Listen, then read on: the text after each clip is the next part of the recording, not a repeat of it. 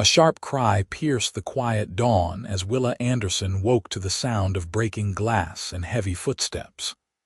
The year was 1873, and Sacramento, California had grown from a gold rush boomtown into a more established settlement, but danger still lurked in the shadows of progress. At 22, Willa had been managing her father's general store since his passing 6 months prior, living alone in their modest home on the edge of town. "Who's there?" she called out, reaching for the small pistol her father had insisted she keep beside her bed. Before her fingers could close around the grip, her bedroom door burst open, revealing 3 masked men. "Get her," the tallest one ordered, his voice muffled behind a red bandana. Willa screamed and lunged for her weapon, but rough hands seized her arms, yanking her from the bed. She fought with all her strength, kicking and thrashing against her captors. "Feisty one, ain't she?" one man chuckled, narrowly dodging her attempt to bite his hand. "Gag her," the leader commanded, tossing a cloth to the third man who wrestled it between her teeth despite her resistance. "The safe, missy," the leader demanded, pulling down his mask just enough to reveal a jagged scar running across his chin. "Where's the safe?" Willa glared defiantly, unable to speak through the gag but refusing to cooperate even if she could.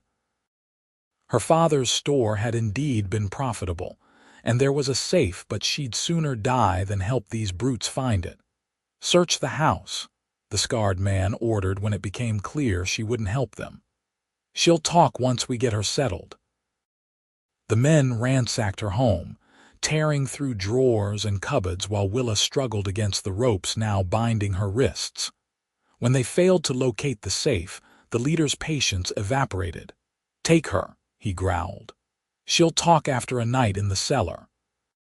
Wrapped in a blanket to muffle her continued struggles, Willa was carried from her home and thrown into the back of a wagon. One man held her down while another tied her ankles. The wagon lurched forward, carrying her away from everything she knew. The journey lasted no more than an hour before the wagon slowed. Through a gap in the blanket, Willa glimpsed an abandoned homestead nestled in a secluded valley. The main house sat dilapidated and grim, its windows boarded and its paint long since weathered away. "Home, sweet home," one kidnapper taunted as they dragged her toward the structure. "At least for you, until you tell us what we want to know." Inside, the house reeked of dust and decay. The men hauled her down a narrow staircase into a dank cellar lined with stone walls and dirt floors. A single lantern cast eerie shadows across the space as they secured her to a chair. "Sleep well," the scarred man said, removing her gag briefly. "You'll want to be reasonable in the morning. Tell us about the safe, and this ends quickly." Willa spat at him, her fear transformed to fury. "Go to hell." The gag was roughly replaced. "Spirited," the man chuckled, nodding to his companions. "I like that, makes breaking them more satisfying." They left her in the dim light of the lantern, locking the cellar door behind them. As their footsteps faded, Willa tested her bonds. The ropes bit into her wrists, offering no give. Tears of frustration and fear welled in her eyes, but she blinked them away. Her father hadn't raised a daughter who surrendered to despair. Upstairs, she could hear the men celebrating their capture, drinking and arguing about the safe's potential contents. Willa knew what they were after. The store's profits were only part of it. Her father had been entrusted with holding funds for several local businesses, money intended for a bank that was still being established in Sacramento. If they found that safe, they'd steal not just her future, but the futures of half the town. Hours passed. The lantern oil burned low, plunging the cellar into near darkness. Willa's muscles cramped from her constrained position, and thirst parched her throat behind the gag. Still, she remained alert, listening to the movements above, searching for any opportunity. A floorboard creaked overhead. One kidnapper remained awake, pacing. The others had fallen silent, presumably passed out from their drinking. Willa strained against her ropes once more, feeling a slight give in one wrist binding. Hope fluttered in her chest as she worked her hand, ignoring the burn of rope against skin. The cellar door suddenly opened, sending Willa's heart racing with fear. The scarred leader stumbled down the stairs, clearly drunk but no less dangerous. "Changed your mind yet, store girl?" he slurred, removing her gag. "There's nothing to tell," Willa responded, her voice hoarse from thirst. He grabbed her chin, forcing her to look at him. "Don't lie to me. Everyone in town knows your pa's store was doing well. That safe has cash and I want it. If you're so sure about the safe, why haven't you found it?" His hand cracked across her cheek, the sting bringing involuntary tears to her eyes. "Your smart mouth won't help you here. Killing me won't help you either," Willa countered, tasting blood from her split lip. "Without me, you'll never find what you're looking for." The man considered this, swaying slightly. "We'll see how brave you are tomorrow when you're dying of thirst." He replaced the gag and stumbled back up the stairs, slamming the door. Alone again, Willa renewed her efforts against the ropes, working until her wrists were raw and bleeding. The night crawled by, marked only by the sounds of her captors snoring above, and the occasional scurrying of a mouse across the cellar floor. By dawn, Willa had managed to loosen one wrist binding, but not enough to slip free. Her head throbbed from dehydration, and her stomach cramped with hunger. Yet determination kept her working at the ropes even as she heard the kidnappers stirring above. 2 days passed in this manner. The men would come down, remove her gag to question her, offer water only if she provided information, and leave in frustration when she refused. They grew increasingly agitated, their threats more violent. Willa's strength ebbed, but her resolve remained unbroken. On the 3rd day, something changed. From her chair, Willa heard unfamiliar hoofbeats approaching the house. Her captors heard it too, their conversation abruptly halting. "You expecting company?" one hissed. "Quiet," the leader ordered. "Mitchell, check it out." Footsteps moved toward what Willa presumed was a window. "Lone rider," Mitchell reported. "Coming up from the south trail. Could be nothing," another suggested. "Just passing through." "Nobody just passes through here," the leader growled.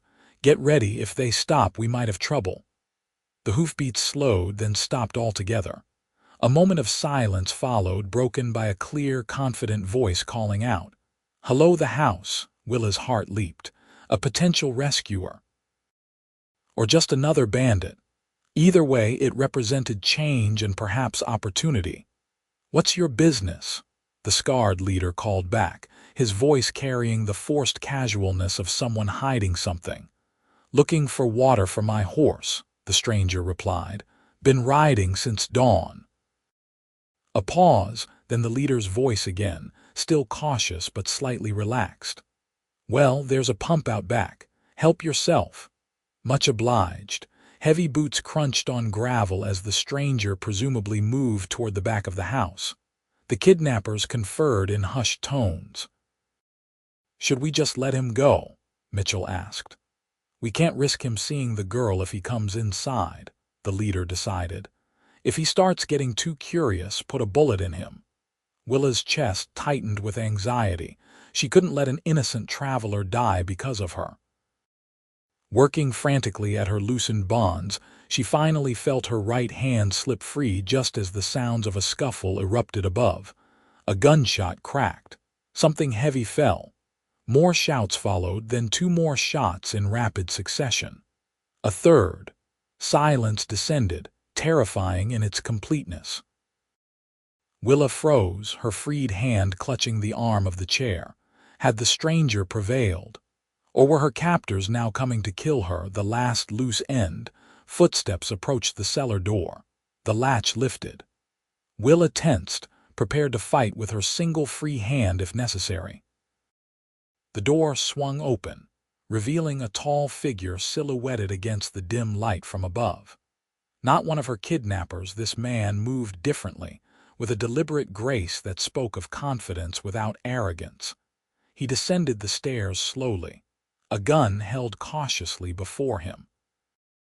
When he reached the bottom, the weak light from the lantern illuminated his features. Strong jawline dusted with stubble, intelligent eyes scanning the cellar, and a weathered Stetson pushed back on his head. Those eyes widened when they landed on Willa. "Madam," he said softly, holstering his weapon and rushing forward. "Let me help you." He removed her gag first, allowing her to gulp precious air. "Water," she croaked. "Just a moment," he promised, quickly working to free her other hand and then her ankles. His fingers were surprisingly gentle for their strength. "I'm Isaac Turner. Can you tell me your name?" "Willa Anderson," she managed, her voice barely a whisper. "From Sacramento. Miss Anderson, those men upstairs, they can't hurt you anymore." Something in his tone told her they were dead or incapacitated, but she couldn't summon any sympathy for her tormentors. Once the last rope fell away, Isaac supported her as she attempted to stand. Her legs, cramped from days of sitting, buckled beneath her. "Easy now," he murmured, catching her before she fell. "Let's get you some water and out of this hellhole." He lifted her effortlessly, carrying her up the stairs and through the house. Willa glimpsed one kidnapper lying motionless near the front door, another slumped against the wall. The third was nowhere in sight. Outside, the afternoon sun blinded her momentarily. Isaac set her gently on the porch steps before fetching water from a canteen tied to his saddle. A magnificent chestnut gelding stood patiently nearby, watching with liquid brown eyes. "Small sips," Isaac cautioned as he held the canteen to her lips. "Too much too fast will make you sick." Willa complied, though her body screamed for her to gulp the precious liquid. After a few careful sips, her voice returned stronger. "Thank you. How did you find me?" Isaac settled beside her on the steps, keeping a respectful distance while remaining close enough to help if needed. "I didn't know you were here, if I'm honest. I've been tracking those men for 2 weeks." "Tracking them?" Willa's gaze sharpened with interest. "They robbed a stagecoach outside of Placerville, killed the driver and a passenger." His jaw tightened. "The passenger was my friend. U.S. Marshal's office deputized me to bring them in." "You're a lawman," a shadow crossed his features. "Sometimes. Mostly I raise horses on a small ranch near Folsom. But I've got skills the marshals find useful when regular deputies can't get the job done." Willa studied him more carefully. Isaac Turner appeared to be in his late 20s, with the lean, muscled build of a man accustomed to physical work. His clothes were trail-worn but well-maintained, and the gun at his hip looked like a tool rather than an ornament. "How long were they holding you?" he asked, offering her more water. 3 days, I think. They wanted information about a safe at my father's store." Isaac nodded grimly. "Their leader, man with the scar, was known for targeting businesses. I'm sorry you got caught in their path." "What happened to them?" Willa asked, though she already suspected the answer. "2 dead. 1 wounded and tied up in the barn. He'll stand trial." Isaac's tone held no satisfaction, just quiet certainty. "Can you ride? We should get you back to Sacramento before dark." Willa attempted to stand again, this time managing to remain upright despite her trembling muscles. "I can ride. I just need a moment to steady myself." While she regained her strength, Isaac brought his horse closer. "This is Rusty," he said, a note of pride in his voice. "Best mount I've ever had. He'll carry us both just fine." After another drink of water and a few bites of jerky from Isaac's saddlebag, Willa felt strong enough to travel. Isaac helped her onto Rusty's back before swinging up behind her. "Lean back if you need to," he said as he gathered the reins. "It's about 2 hours to town." The journey passed in a dreamlike haze for Willa. The steady rhythm of the horse beneath her, the solid presence of Isaac at her back, and the gradual transition from desolate countryside to more traveled roads combined with her exhaustion to create a surreal experience. She found herself drifting in and out of consciousness, sometimes startling awake to find Isaac's arm had tightened protectively around her waist. Almost there, he assured her as the first buildings of Sacramento appeared on the horizon. Where should I take you? The sheriff's office first, Willa decided. Then my home on Maple Street. Isaac nodded, guiding Rusty toward the center of town. The sun was setting by the time they reached the sheriff's office, casting long shadows across the dusty street. Several townspeople stopped to stare as the horseman arrived with the disheveled woman. Sheriff Collins burst through his office door before Isaac had even helped Willa dismount. "Miss Anderson, good Lord, we've had search parties looking everywhere for you." Isaac supported her as she stood before the lawman. "These men had her captive in an abandoned homestead about 2 hours southeast," he explained. "They were the scarred Jack gang you telegraphed about." Recognition dawned in the sheriff's eyes as he took in Isaac's appearance. "Turner. Didn't know the marshals sent you this way." "Word travels," Isaac replied simply. While the sheriff took Willa's statement, Isaac arranged for the surviving kidnapper to be collected. A small posse was quickly assembled to retrieve the prisoner and the bodies of his companions. "You'll need to come back tomorrow to sign some papers," Sheriff Collins told Willa when they'd finished. "But for now, you should rest. Do you have someone who can stay with you tonight?"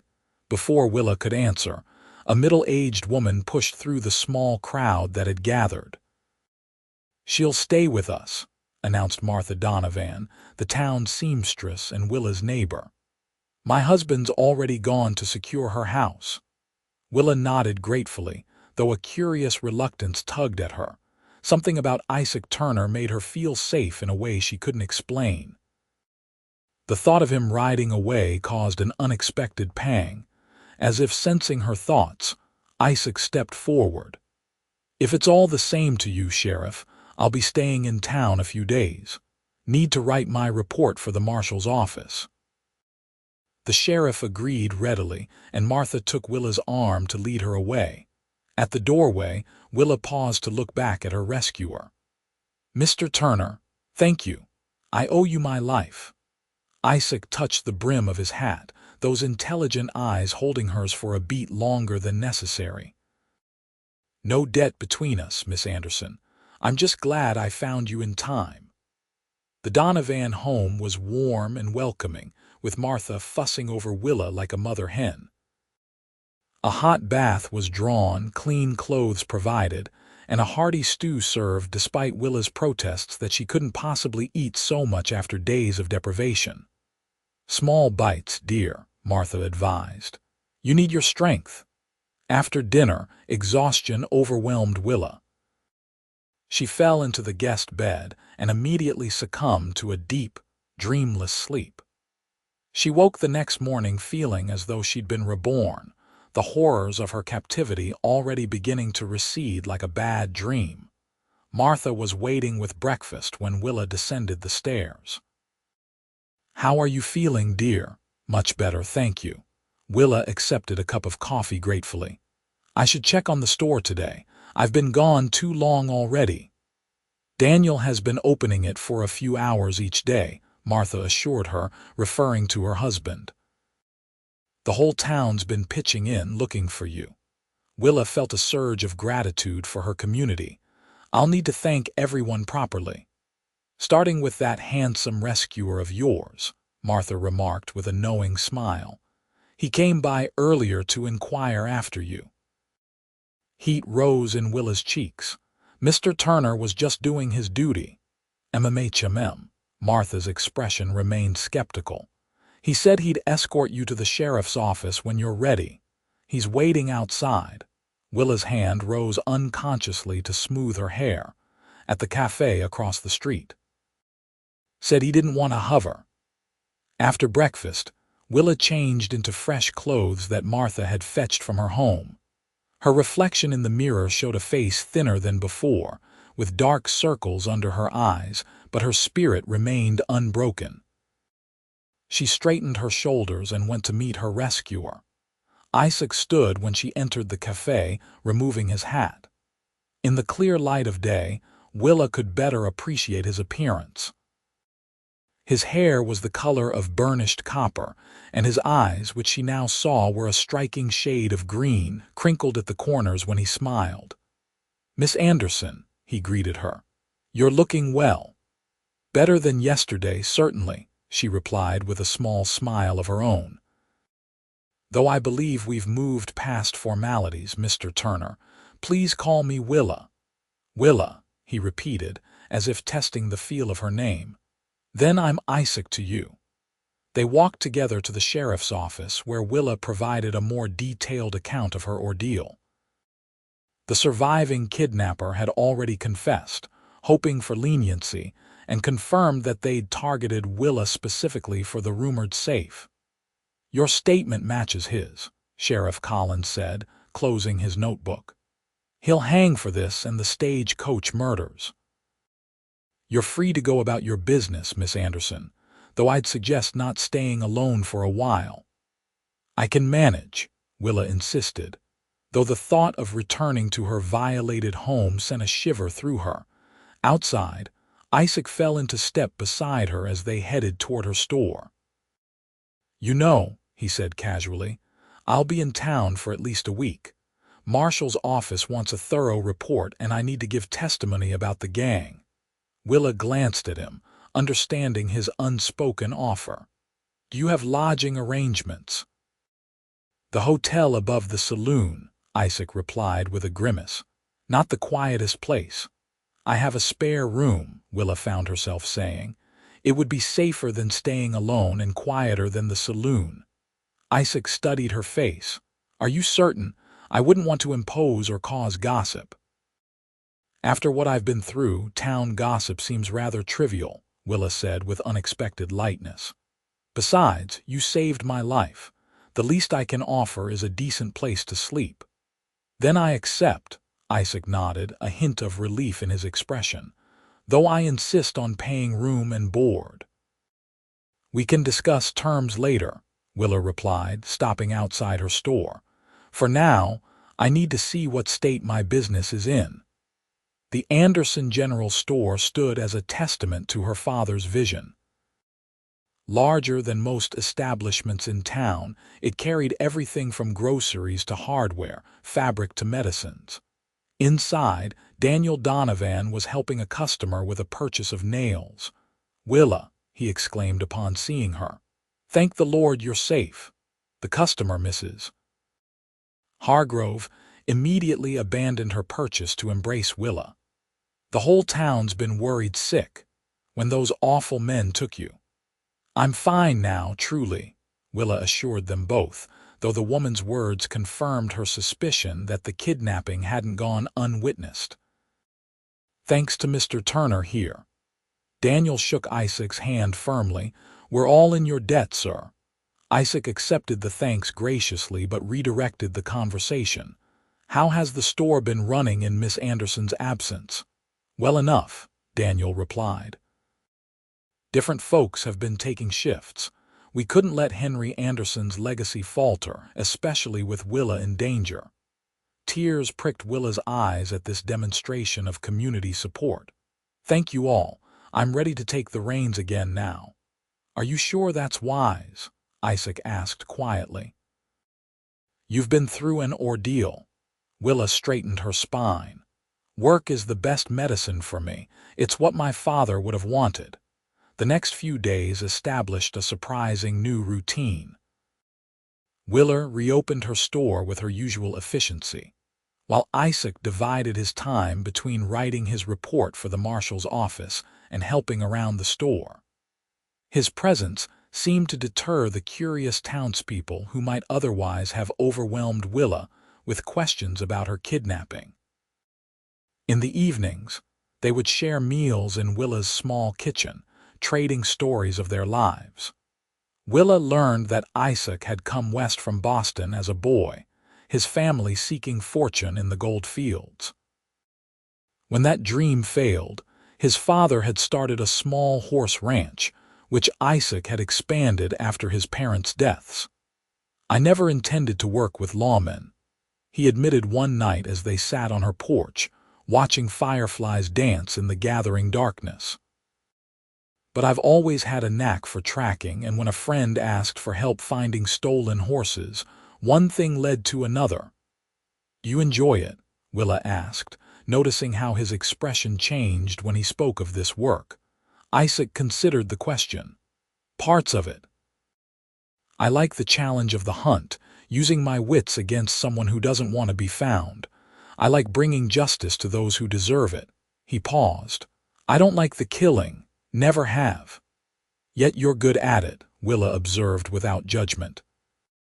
"I'm good at staying alive," he corrected gently. "There's a difference."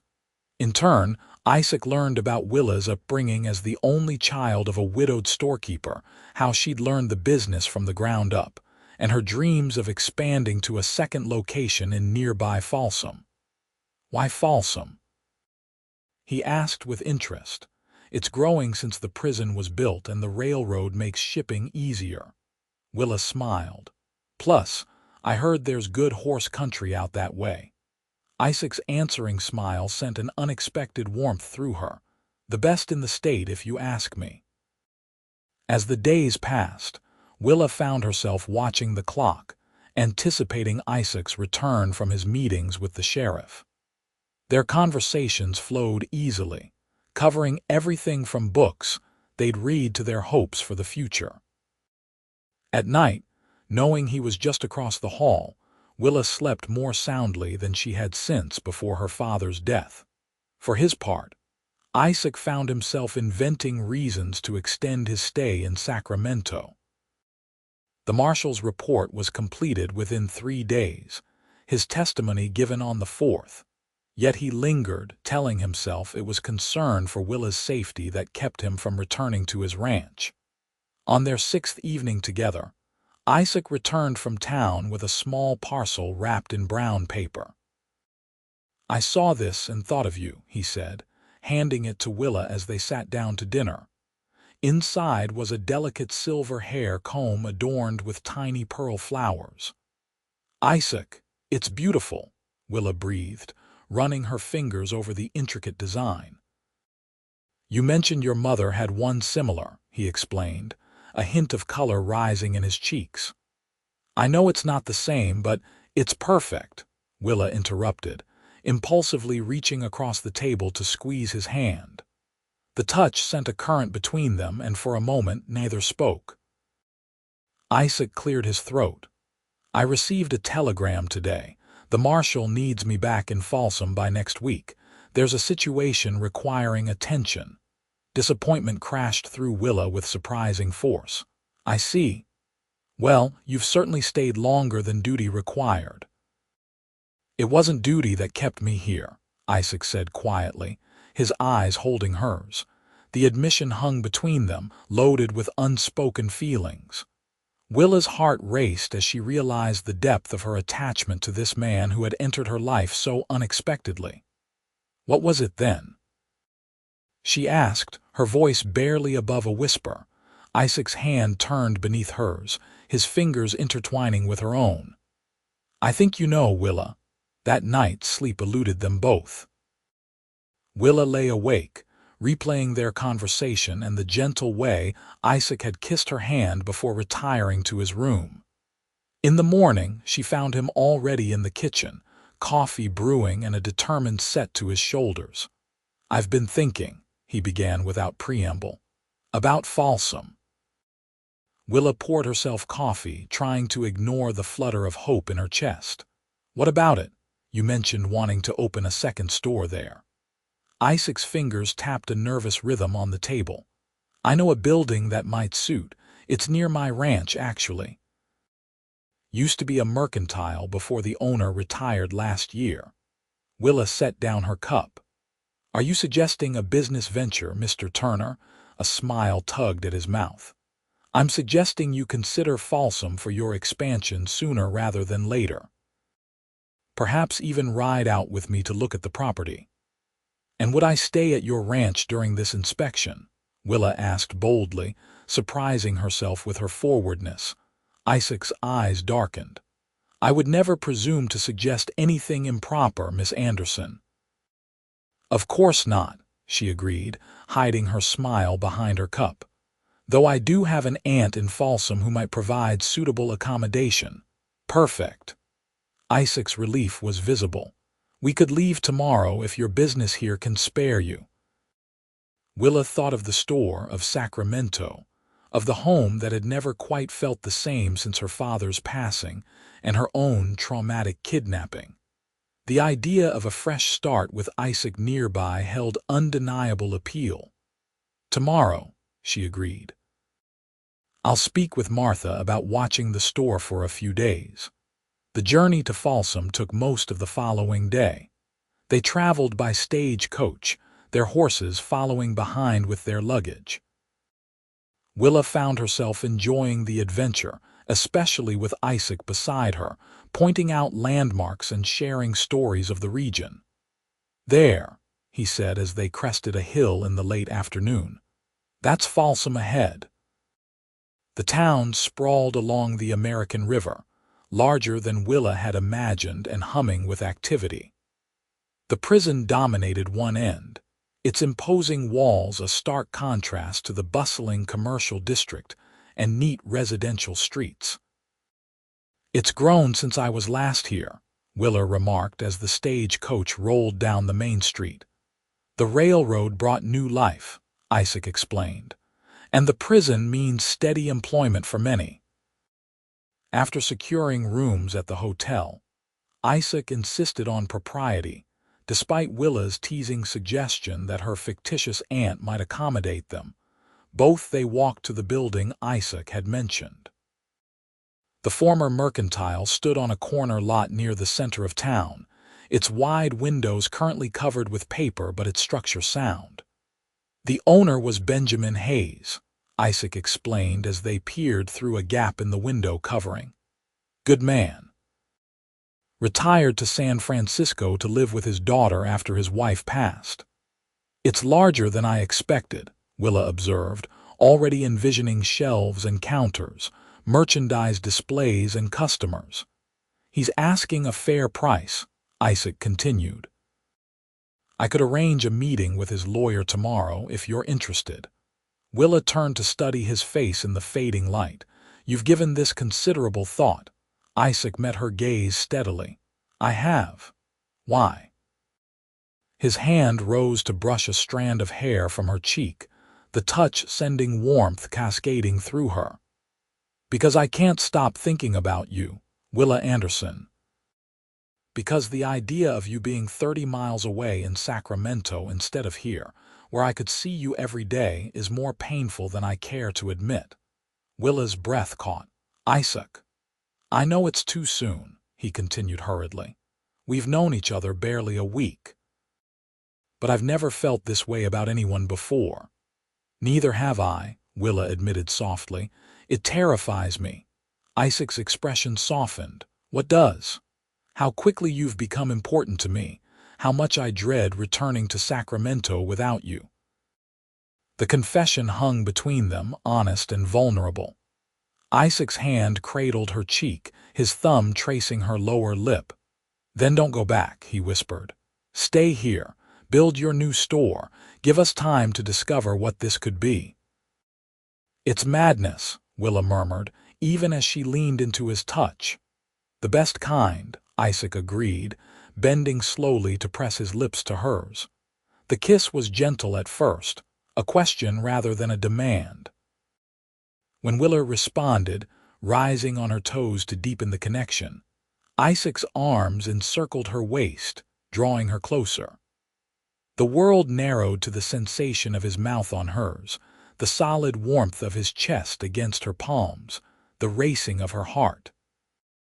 When they finally parted, both breathless, Isaac rested his forehead against hers.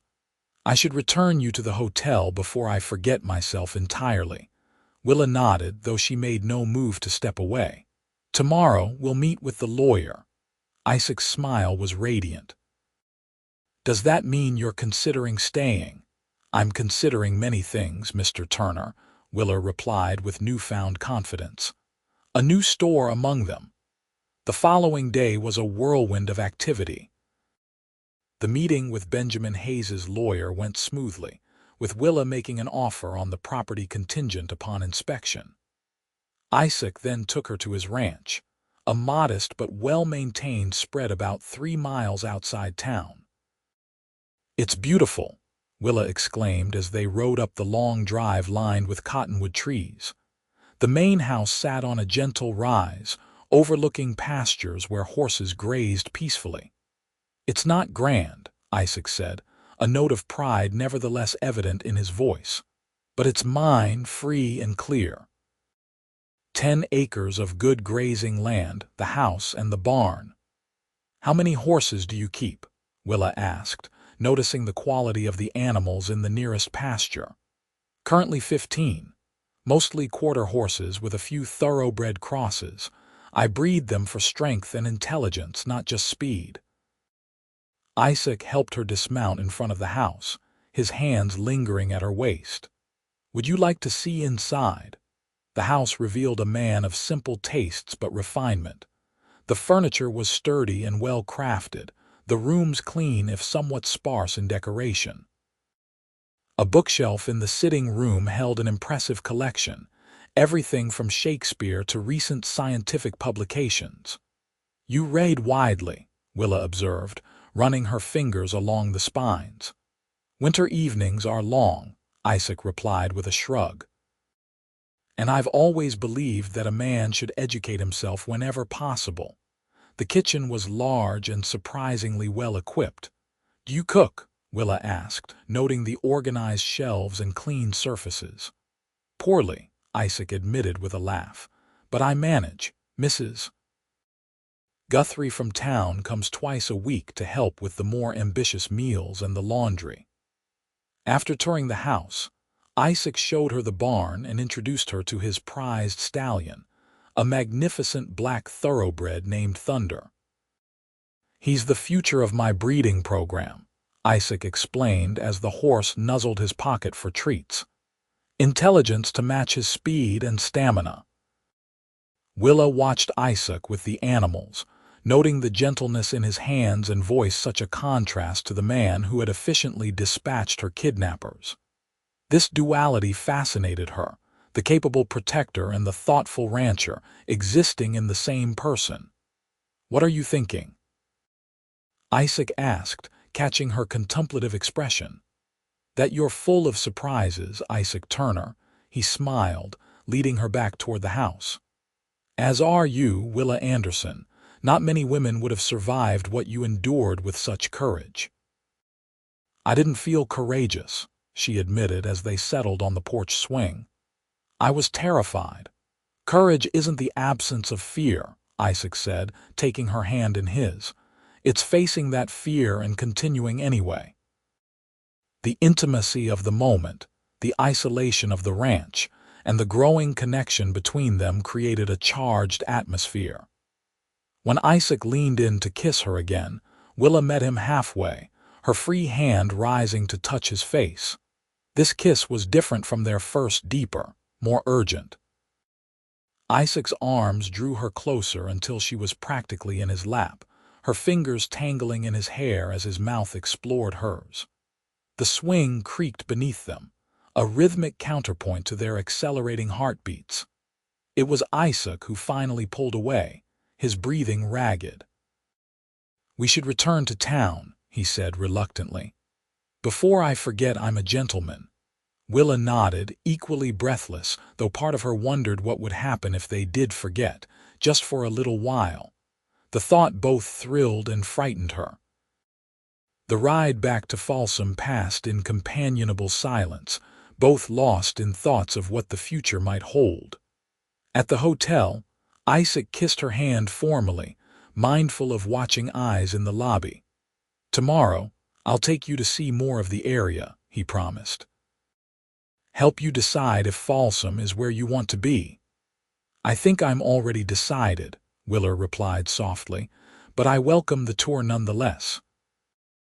That night, alone in her hotel room, Willa wrote a long letter to Martha Donovan, explaining her plans to open a second store in Folsom, and asking if Martha's nephew, who had been apprenticing at the Sacramento store, might be interested in managing it under Willa's guidance. The words flowed easily, her excitement growing with each paragraph. When she finally set down her pen, Willa realized she felt something she hadn't experienced since before her father's illness: happiness. Not just contentment or satisfaction, but genuine joy. The trauma of her kidnapping seemed distant now, overshadowed by the possibilities unfolding before her. And at the center of those possibilities stood Isaac Turner, a man who had entered her life like a thunderclap and was rapidly becoming essential to her happiness. The next week passed in a blur of activity. Willa finalized the purchase of the former mercantile, hired workers to clean and prepare the space, and telegraphed orders to her suppliers. Isaac accompanied her through it all, offering advice when asked but mostly supporting her decisions with quiet confidence. In the evenings, they would dine together at the hotel restaurant or increasingly often at Isaac's ranch, where Mrs. Guthrie prepared meals that put the hotel's offerings to shame. After dinner, they would sit on the porch or by the fire, talking for hours about their hopes and plans. "I've been thinking," Isaac said one evening as they watched the sunset from his porch swing. "The apartment above the store needs considerable work before it would be suitable for you to live in." Willa, who had been considering this very problem, nodded. "The walls need replastering and the plumbing is questionable at best. It could take weeks, even with good workers." Isaac's arm tightened slightly around her shoulders. "You could stay here in the meantime." Willa turned to look at him, eyebrow raised. "Here, at your ranch, alone with you." Isaac's cheeks colored slightly. "Not alone. Mrs. Guthrie would stay overnight as a chaperone. Her daughters just had a baby, so she'd welcome the extra income." "You've thought this through," Willa observed, touched by his consideration for her reputation. "I don't want to give the gossips any ammunition," Isaac admitted. "Not when what's growing between us is so important." The word hung in the air, inadequate yet profound. Willa leaned her head against his shoulder, content in the moment. "I'll consider it." 2 days later, Willa returned to Sacramento to arrange her affairs. The news of her plans spread quickly through town, with reactions ranging from genuine happiness for her opportunity to thinly veiled disapproval of her hasty decision. "It's that Turner fellow, isn't it?" Mrs. Hargrove asked bluntly as she purchased fabric at the store. "He's turned your head." Willa measured out calico with practiced precision. "Mr. Turner has been very helpful in securing the new location, but this expansion has been my plan for some time." MMHMM. The older woman's expression remained skeptical. "Just be careful, dear. Men like that wanderers, lawmen, they don't always settle easily." "Isaac is primarily a horse breeder," Willa corrected gently. "His work with the marshals is occasional." "Still," Mrs. Hargrove persisted, "you've known him, what, 2 weeks, 3? That's hardly enough time to entrust your future to a man." The concern was well-meaning if intrusive. Willa wrapped the fabric in paper, her movements deliberate. "I'm entrusting my future to myself, Mrs. Hargrove, as I always have." Martha Donovan proved more supportive, especially when Willa outlined the opportunity for her nephew, James, to manage the Sacramento store. "He'll rise to the challenge," Martha assured her, "and it will give you freedom to establish the new location properly." "And freedom for other pursuits," Daniel Donovan added with a knowing wink, causing his wife to swat his arm reproachfully. By the end of the week, Willa had arranged for James to take over daily operations, organized the transfer of merchandise to the new store, and packed her personal belongings. Standing in her childhood home for the last time, she felt a curious mixture of nostalgia and anticipation. "I'm not abandoning you, Papa," she whispered to the empty rooms. "Just expanding our dream." Isaac arrived the next morning to escort her back to Folsom. The sight of him dismounting in front of her house, hat in hand and smile warm, confirmed Willa's decision. Whatever uncertainties lay ahead, whatever challenges they might face, the feeling that blossomed in her chest when he was near made the risk worthwhile. The journey back to Folsom felt different this time, like traveling toward a future rather than away from a past.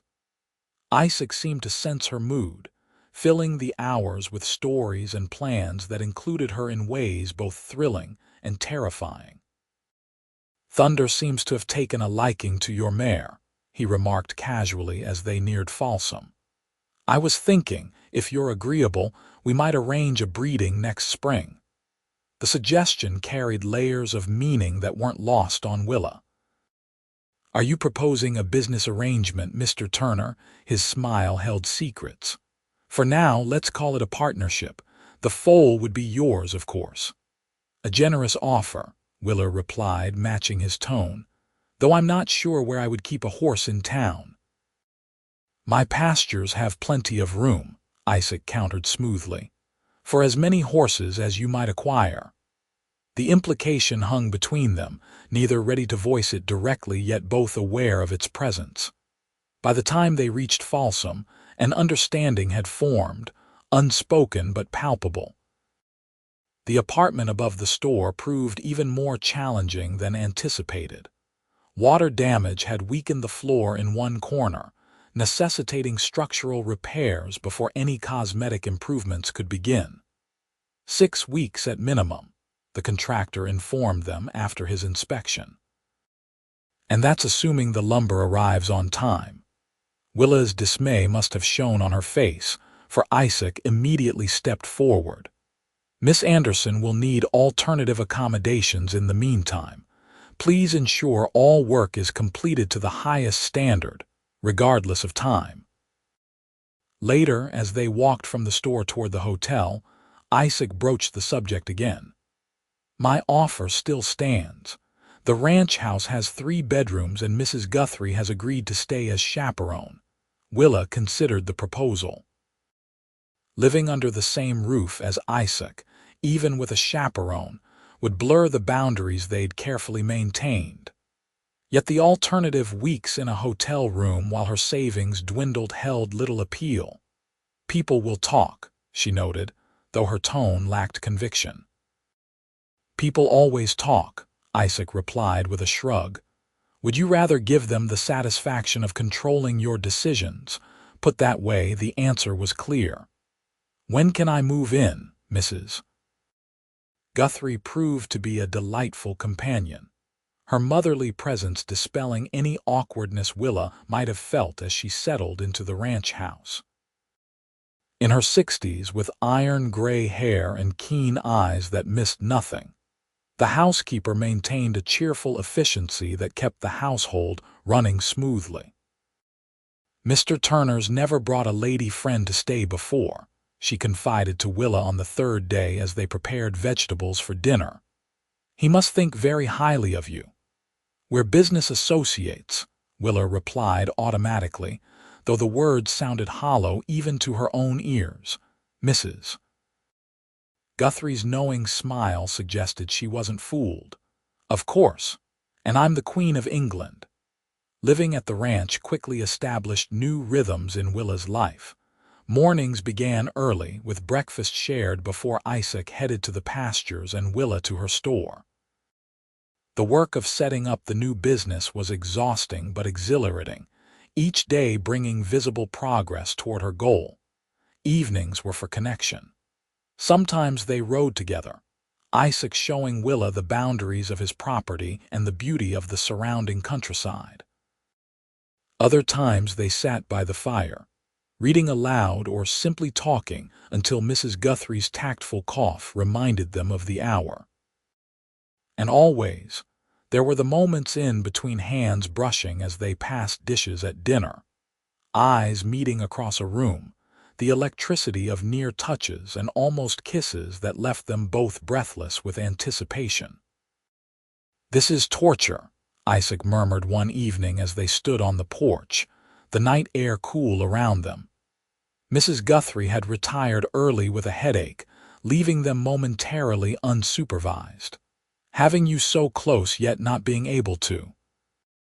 His words trailed off as Willa stepped closer, her hands resting lightly on his chest. "Not being able to what?" The challenge in her voice broke his restraint. Isaac's kiss was hungry, almost desperate, his hands spanning her waist to pull her firmly against him. Willa responded with equal fervor, weeks of carefully controlled desire spilling over as she wound her arms around his neck, time suspended as they learned each other through touch and taste. Isaac's fingers traced the curve of her spine, the outline of her face, as if memorizing her form. Willa explored the breadth of his shoulders, the texture of his hair, emboldened by the knowledge that this man, this strong, honorable man, wanted her as desperately as she wanted him. A door creaked inside the house, breaking the spell. They separated reluctantly, both flushed and disheveled. "I should say good night," Willa whispered, though everything in her rebelled against the idea of leaving his arms. Isaac nodded, pressing his forehead to hers. "This can't continue much longer, Willa. I'm not strong enough." "What are you saying?" she asked, heart pounding. His hand cupped her cheek, thumb brushing across her lower lip. "I'm saying that I love you, that I want to court you properly with intention, that I want a future with you if you'll have me." The declaration, though not entirely unexpected, still stole Willa's breath. "Isaac." "You don't have to answer now," he hurried on. "I know it's fast, I know we're still learning each other, but I needed you to understand that this isn't casual for me. What I feel for you is—" He searched for words. "It's everything." Tears pricked Willa's eyes, not from sadness but from the overwhelming emotion his words evoked. "I don't need time," she said softly. "I love you too. I think I have since you carried me out of that cellar." Isaac's smile was radiant in the moonlight. "Then may I court you, Willa Anderson?" "Properly, with everyone knowing my intentions." "Yes," she whispered, rising on her toes to kiss him once more. "Though I fear proper courting might be rather anticlimactic, given that we're already living under the same roof." His laugh was low and warm against her lips. "We'll manage to make it interesting." The following Sunday, Isaac escorted Willa to church, their attendance together a public declaration of their relationship. The minister greeted them warmly, though Willa didn't miss the curious glances from the congregation. "Ignore them," Isaac murmured as he guided her to a pew. "They'll find something else to gossip about by next week." After the service, Isaac introduced Willa to several prominent townspeople, including Judge Wilson and his wife, who immediately invited them to dinner the following weekend. "Any friend of Isaac's is welcome in our home," Mrs. Wilson declared, her assessment of Willa both thorough and apparently satisfactory. Over the next month, Willa's store took shape. Shelves were installed, merchandise arranged, and a grand opening date set for October 15th. The apartment renovations progressed more slowly, but Willa found she was in no hurry to leave the ranch. Life with Isaac and Mrs. Guthrie had developed a comfortable rhythm that felt increasingly like home. Isaac's courtship, meanwhile, proved anything but anticlimactic. Despite seeing each other daily, he made each interaction special, bringing wildflowers from his morning ride, arranging picnics by the river on Sundays, teaching her to fish in the stream that ran through his property. "You're spoiling me," Willa protested one afternoon as Isaac presented her with a beautifully bound copy of Tennyson's poems, having noticed her admiring his own well-worn volume.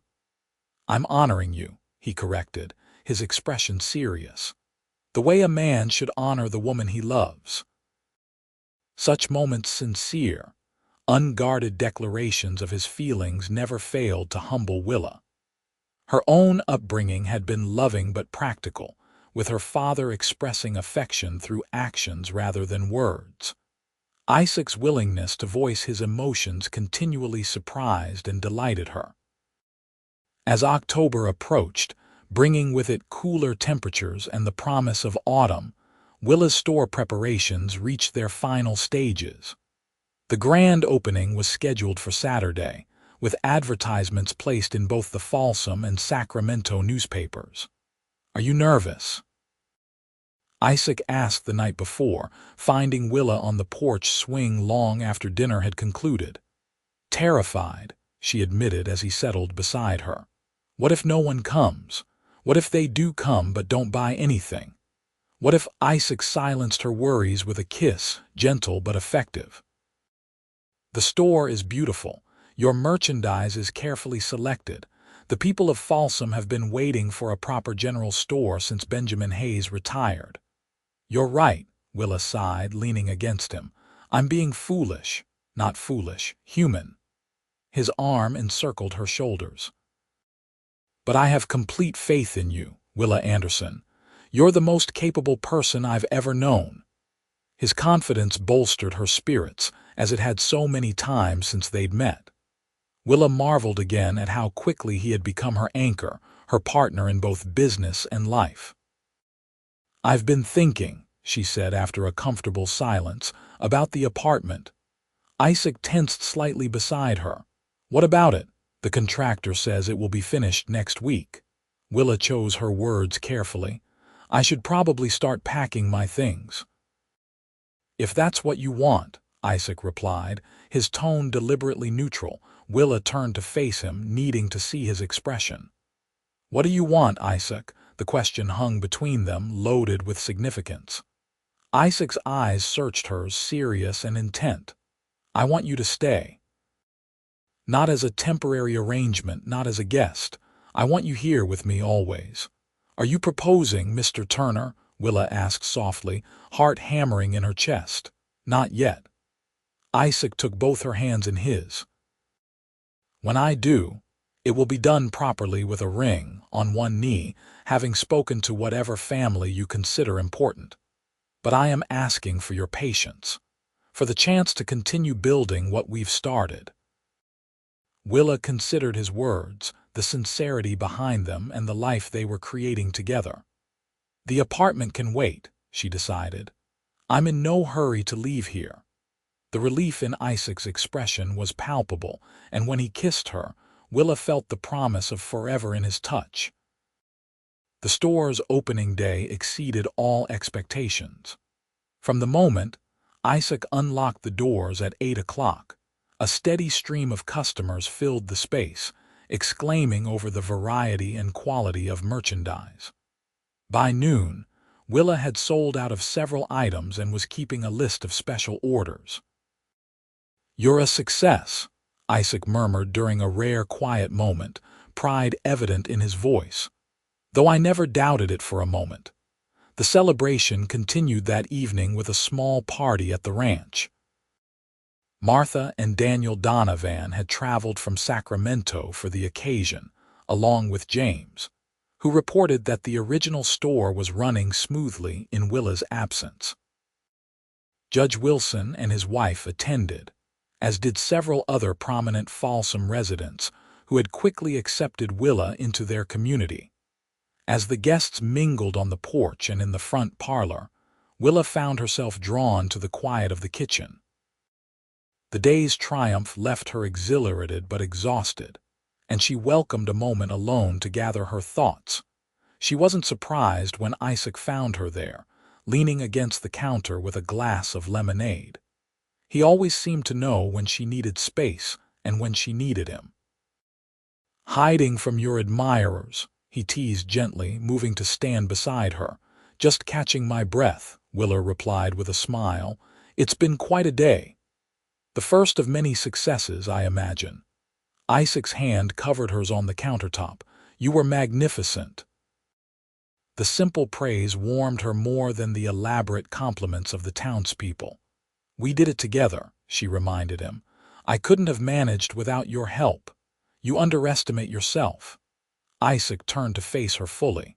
But I'm glad you feel we're a team. That's how I see us too. Something in his tone caught Willa's attention. Isaac, what are you thinking? He reached into his pocket, withdrawing a small velvet box. I know I said I would wait, do this properly with all the traditional elements. His voice held a hint of nervousness she'd never heard before. But standing here, watching you achieve your dream, knowing how much I love you and want to build a life with you, I couldn't wait another day.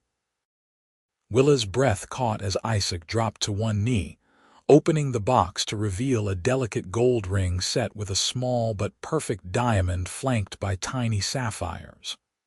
Willa Anderson, you walked into my life when I least expected it but needed it most.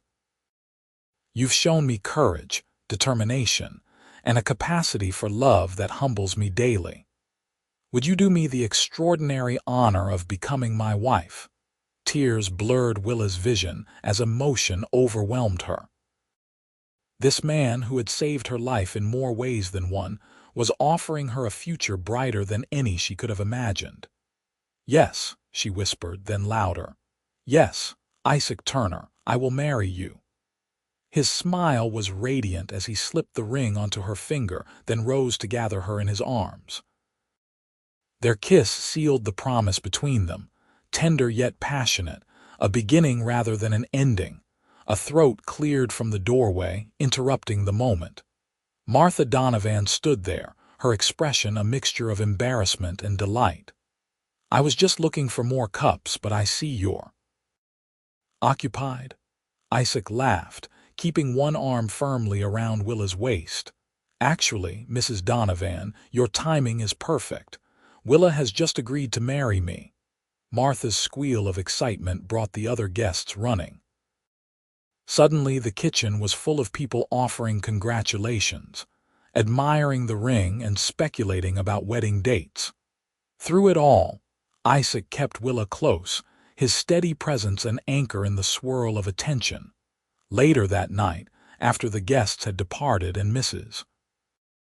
Guthrie had retired, Isaac and Willa stood once more on the porch, his arms around her as they gazed at the star-filled sky. Are you happy? He asked softly, his chin resting on the top of her head. Willa considered the question, reflecting on the journey that had brought them together, from the terror of her kidnapping to the triumph of her new store, and now to the promise of a shared future.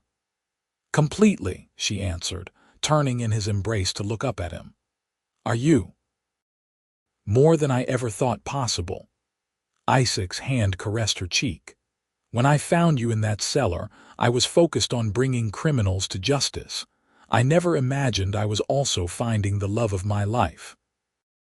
It's strange to think that something so beautiful could come from such darkness, Willa mused. If those men hadn't taken me, we would have found each other anyway, Isaac said with quiet certainty. Some things are meant to be. As his lips met hers in a kiss filled with promise, Willa believed him. Their beginning might have been unconventional, born of danger and rescue, but their future stretched before them, bright with possibility and love. They married on Christmas Eve in the small church in Folsom, with snow falling gently outside and candles illuminating the simple ceremony.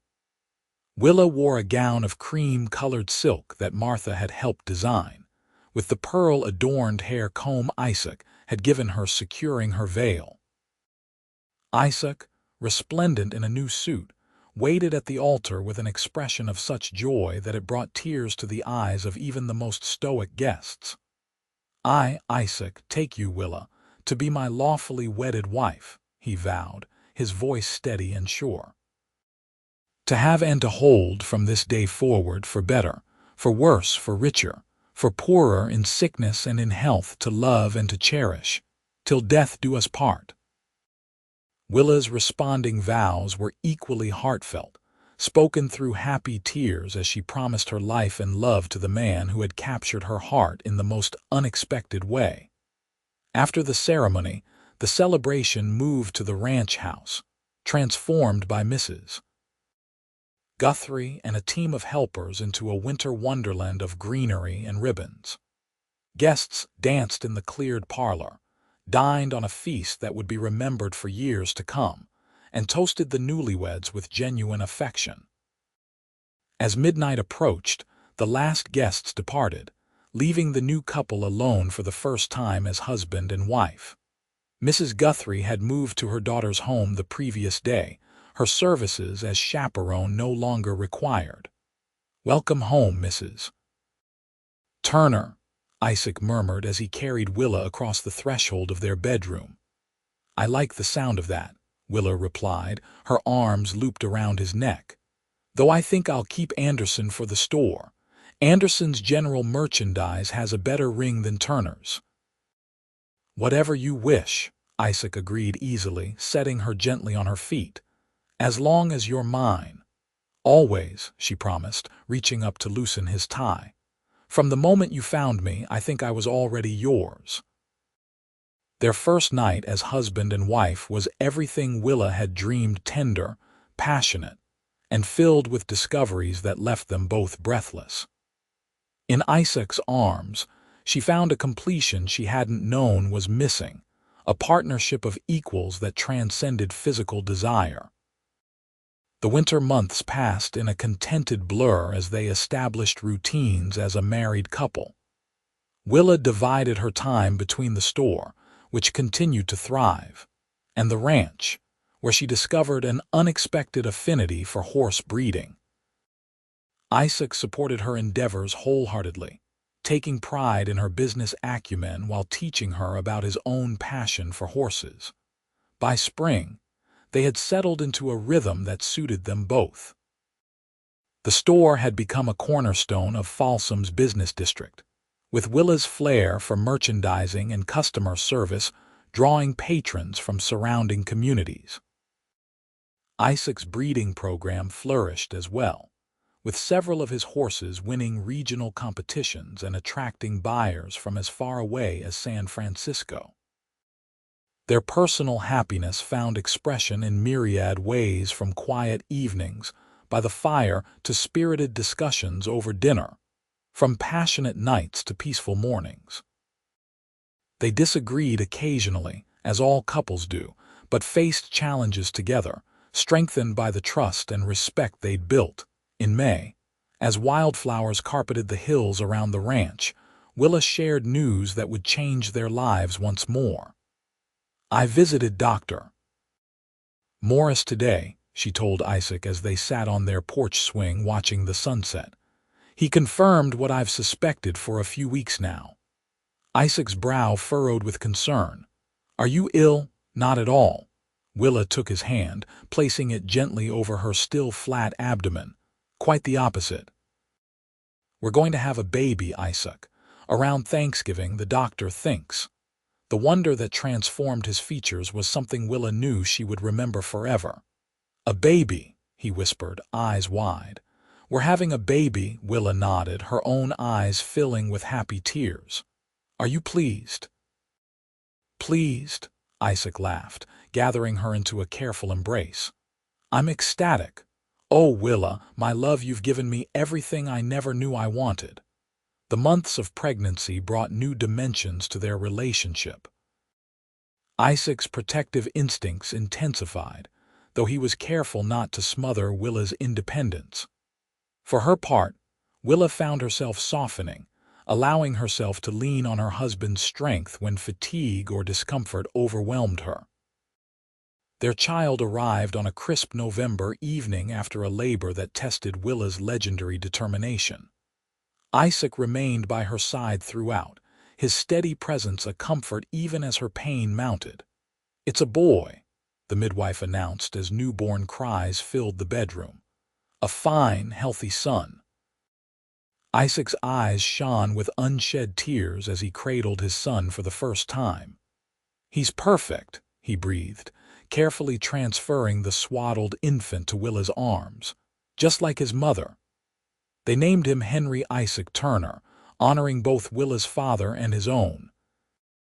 Young Henry quickly became the center of their world, his growth and development a daily miracle that renewed their sense of wonder.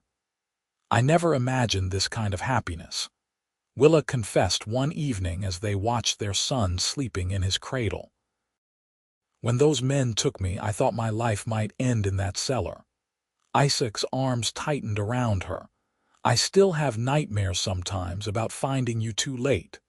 "But you didn't," Willa reminded him, turning in his embrace to touch his face. "You found me exactly when you were meant to."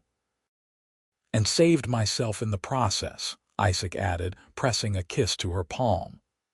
"I was so focused on vengeance after my friend's death. Hunting those men consumed me. Finding you, loving you, it healed something I didn't know was broken." As the years passed, their family grew. A daughter, Elizabeth Martha, joined them 2 years after Henry, followed by twins James and Samuel 3 years later. Each child brought new joys and challenges, enriching the life Willa and Isaac had built together.